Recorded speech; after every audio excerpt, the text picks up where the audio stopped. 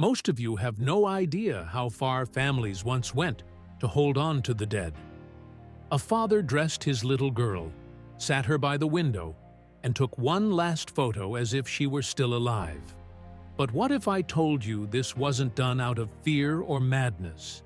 It was their only way to say goodbye, to capture one last moment that felt alive in a world that had already taken too much.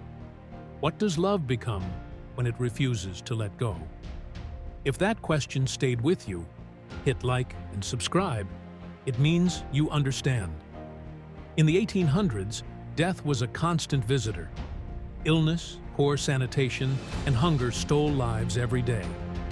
Losing a child wasn't rare, it was expected. But something new had entered the world: photography. And therefore, families discovered a fragile kind of magic. They couldn't stop death, but they could pause its silence long enough to take one last picture.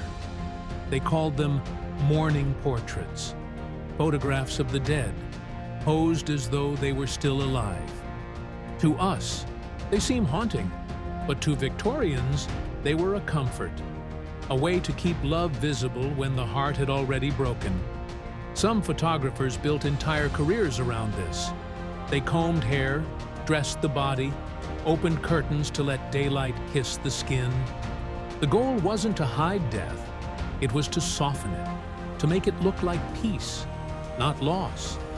But here's the conflict. Victorians lived by strict rules of grief. You wore black for months. You kept your sorrow quiet. You didn't disturb the dead. Yet, these photos defied that silence. They blurred the line between life and death, between memory and denial. The camera became a bridge, something that allowed people to look at death without losing their minds to it. Imagine holding a photo of someone you love, knowing it's the last image you'll ever have of them. Would you take that picture? Or would you walk away? Tell me in the comments right now. I want to see how many of you would actually do it. Some of the most heartbreaking images are of children, small faces surrounded by flowers or favorite toys, caught in a moment that looks peaceful but feels eternal. For grieving parents, those photos weren't eerie. They were mercy. One last chance to say, "This was my child. They were here. They mattered." These portraits weren't about death.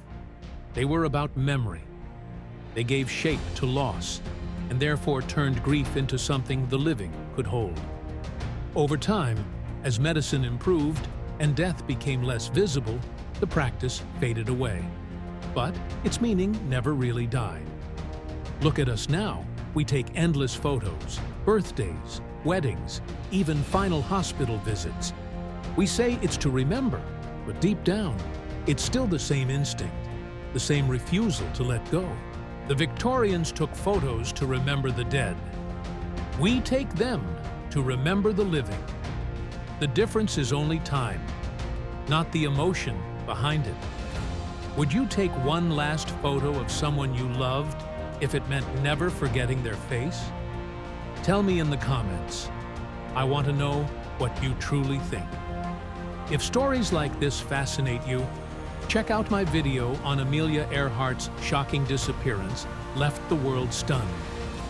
It's another mystery wrapped in love, loss, and the need to remember. Watch it next. It'll stay with you long after the screen fades to black. And if you haven't yet, make sure to subscribe, because the past still has secrets, and I'll be here to tell them all.